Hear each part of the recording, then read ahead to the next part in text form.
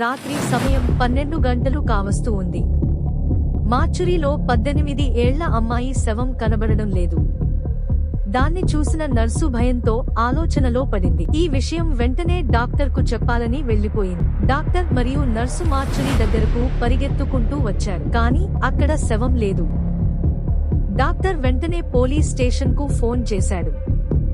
వెంటనే ఇన్స్పెక్టర్ రాణా హాస్పిటల్కు చేరుకున్నాడు. జరిగిన విషయాన్ని డాక్టర్ను నర్సుల్ని అడిగి తెలుసుకున్నాడు. మార్చురీ మొత్తం క్షుణ్ణంగా పరీక్షించి చూశాడు.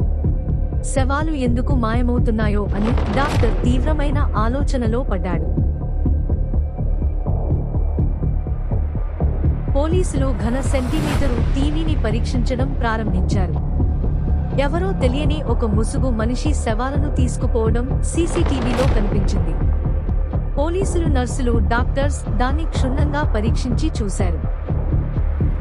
డాక్టర్ గారు, మీరు భయపడకండి, వాడిని ఖచ్చితంగా త్వరలోనే పట్టుకుంటాం.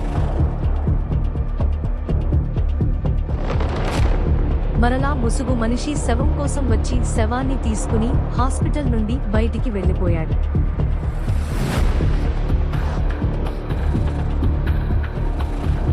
అది గమనించిన పోలీసులు తనను వెంబడించారు. అలా శవాన్ని తోపుడు బండిలో ఉంచుకుని ముసుగు మనిషి ఏదో తెలియని చోటుకు బయలుదేరాడు. చివరకు ఊరు బయట ఉన్న ఒక పాడుబడ్డ బంగ్లా పక్కన ఉన్న బావి దగ్గరకు శవాన్ని తీసుకెళ్లి ఉంచాడు. వెంటనే ఇన్స్పెక్టర్ రాణా అతనిని గన్ చూపిస్తూ నిలబడమన్నాడు. వెంటనే పోలీసులు రౌండప్ చేసి ముసుగు మనిషిని పట్టుకున్నారు. ముసుగు మనిషిని తీసుకువెళ్లి స్టేషన్లో ఒక డార్క్ రూమ్ లో ఉంచారు. ఇన్స్పెక్టర్ వెంటనే ఆ ముసుగు మనిషి యొక్క మాస్క్ ను తొలగించాడు.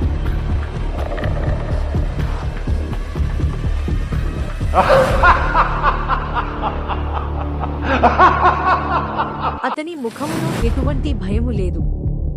ఆ ముసుగు మనిషిని వెతుక్కుంటూ తన తల్లి పోలీస్ స్టేషన్ కు వచ్చింది. ఏడుస్తూ ఇన్స్పెక్టర్ దగ్గర తన కొడుకు గురించి చెప్పడం ప్రారంభించింది. వాడు అమాయకుడు, చిన్నప్పటి నుండి మతిస్థిమితం సరిగ్గా లేదు.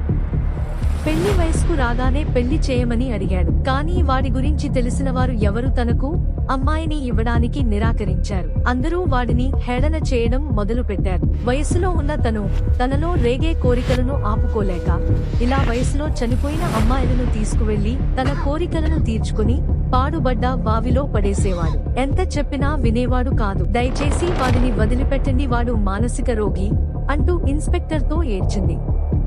ఇన్స్పెక్టర్ మానసిక వైద్యానిపుణులను పిలిపించి జరిగిన విషయం వారితో చెప్పి తనను చికిత్స కోసం హాస్పిటల్ కు పంపాడు.